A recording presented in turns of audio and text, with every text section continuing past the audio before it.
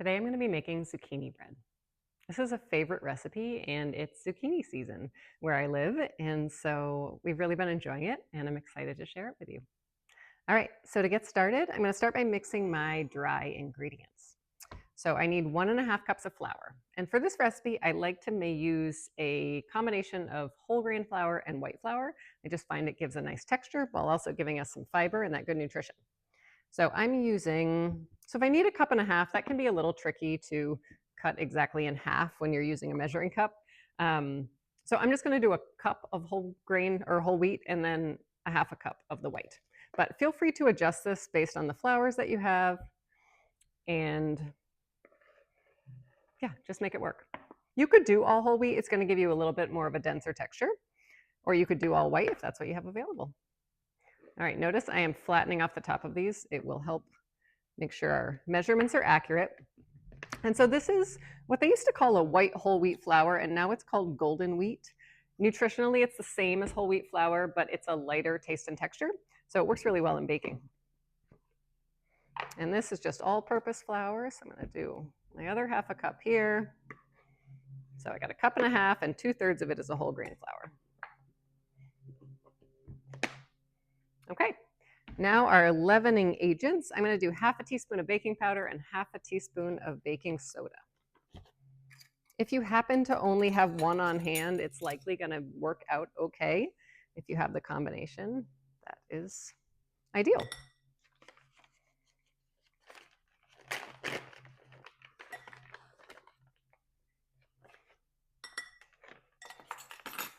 Okay, and then we need 1/2 teaspoon of salt.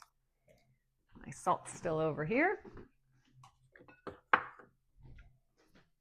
If you're on a low sodium diet or watch your salt really closely, you could cut that in half.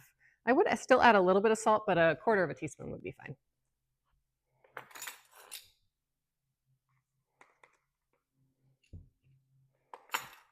All right, and now to spice it up, we're going to do 1 teaspoon of cinnamon, and I'm going to add 1/4 teaspoon of nutmeg. The nutmeg could be optional, either if you don't have it or don't like it, you could leave it out, but it does add a nice flavor. So 1 teaspoon of cinnamon.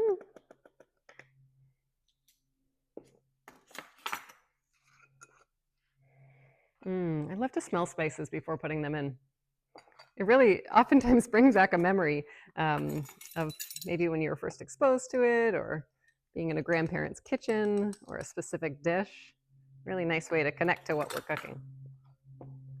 It also helps us to be present in the moment, to incorporate our senses into the cooking experience. Okay, so our dry ingredients are done here, and give those a nice mix specifically so the baking powder and baking soda get nicely mixed in with the flour.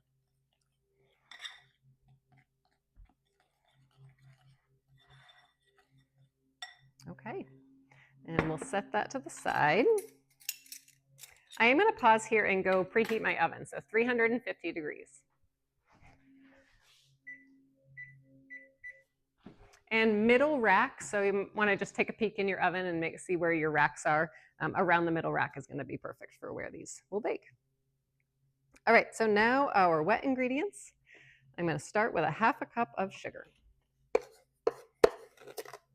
When I was exploring other zucchini bread recipes, I noticed that the sugar volume can vary quite a bit. Sometimes it's double what is in this recipe, and I find this to be a really nice amount. I think it's plenty sweet, sweet enough to be enjoyable, but not overpoweringly sweet. And 2 eggs.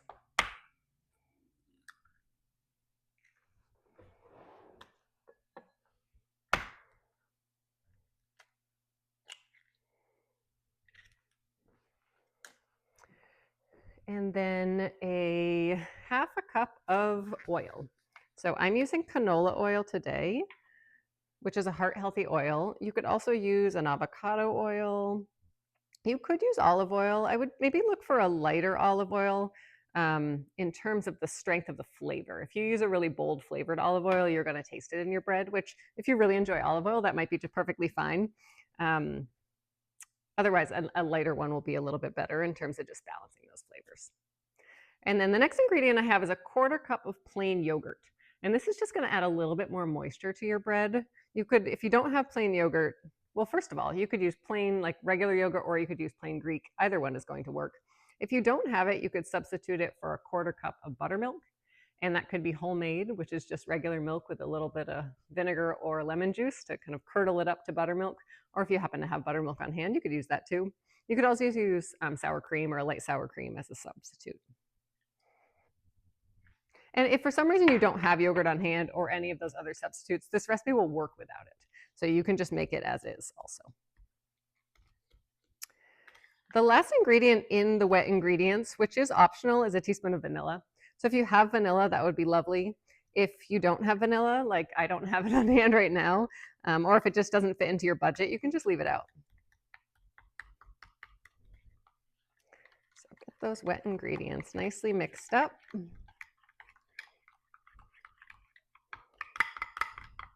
I'm noticing I usually mix with a fork, and for some reason I grabbed a spoon.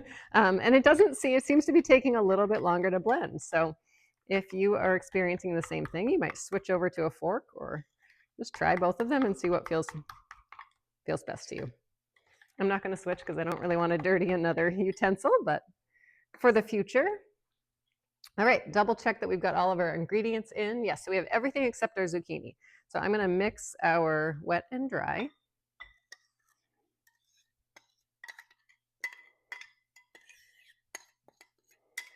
And it's important that we don't over mix batter like this. It can make it kind of dense and gummy. So do your best to just mix until the flour is fully incorporated and then pause.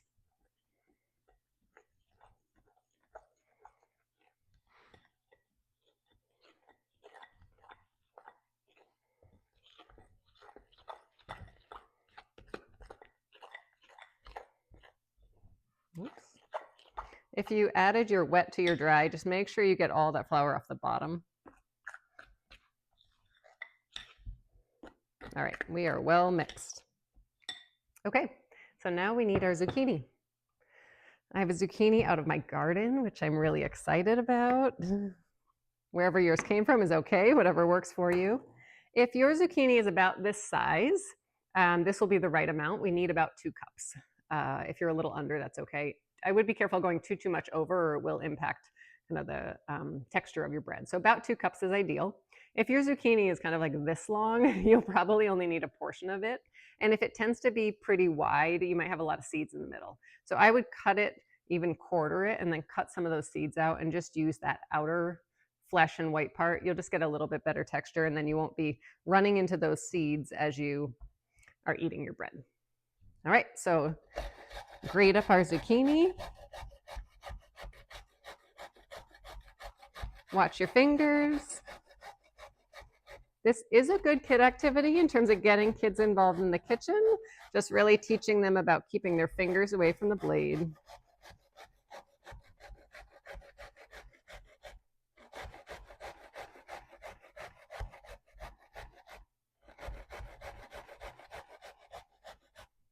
And my grater has this kind of measuring cup on the bottom of it. If you don't have one of those, it's perfectly fine. You can just grate onto your cutting board or into a bowl. But this will give me kind of a general idea of how much I have.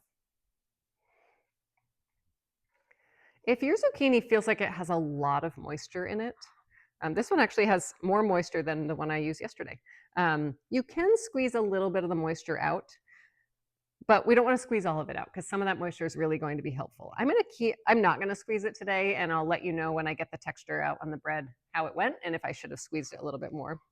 Again, remember, cooking is kind of learning as we go and adjusting for the next time we make a recipe. It's usually not a one and done. So you make it and you kind of figure out, what I want to do anything different next time.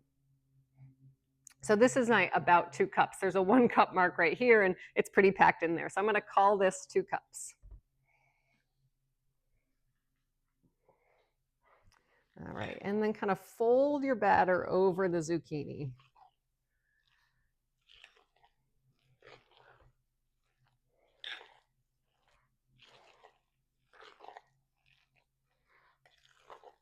If you're someone who has never had zucchini bread and you're unsure if you like it and you're wondering, oh my gosh, that seems like a lot of zucchini, really it does cook down so much that sometimes you can't even tell that there's zucchini in it.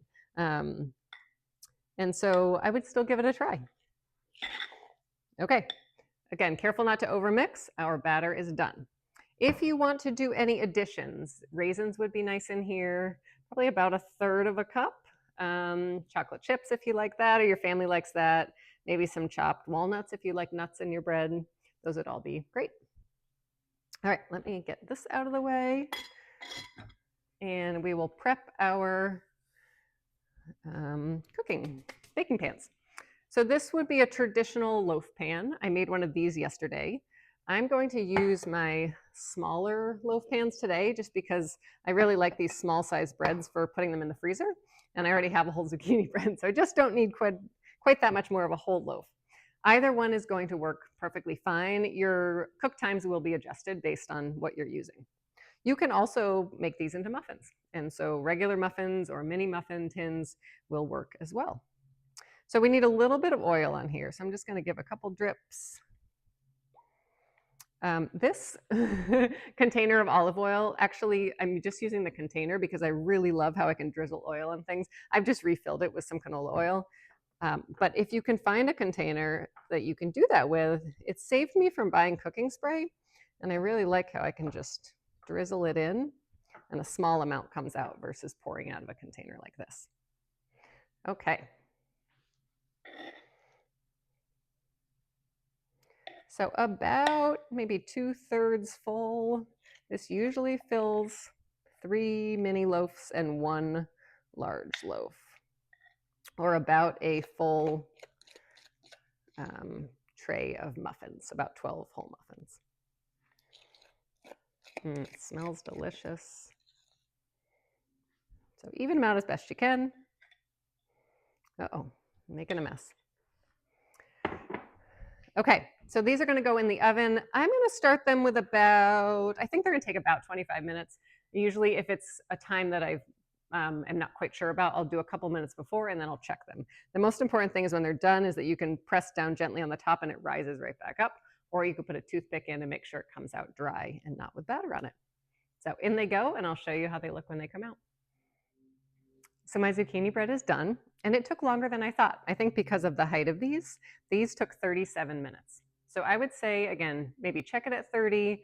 Notice you'll kind of see it progressing, and you'll notice when you can press down, it pops right back up and is no longer batter inside there. And so if you're doing a full loaf, again, I would still check it around the 30-minute mark and see how it's looking. If you're doing muffins, again, I'll put the times in the details for the recipe. But delicious bread. I tasted a little piece of it, and it's lightly sweet, has a really nice kind of moisture content, doesn't feel too dry.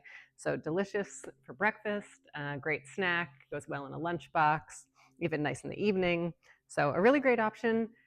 This will stay fresh for probably 3 days on your counter, about a week in the fridge, and otherwise you can freeze it for about 3 months. So I hope you give this a try. It's a great way to use your summer zucchini.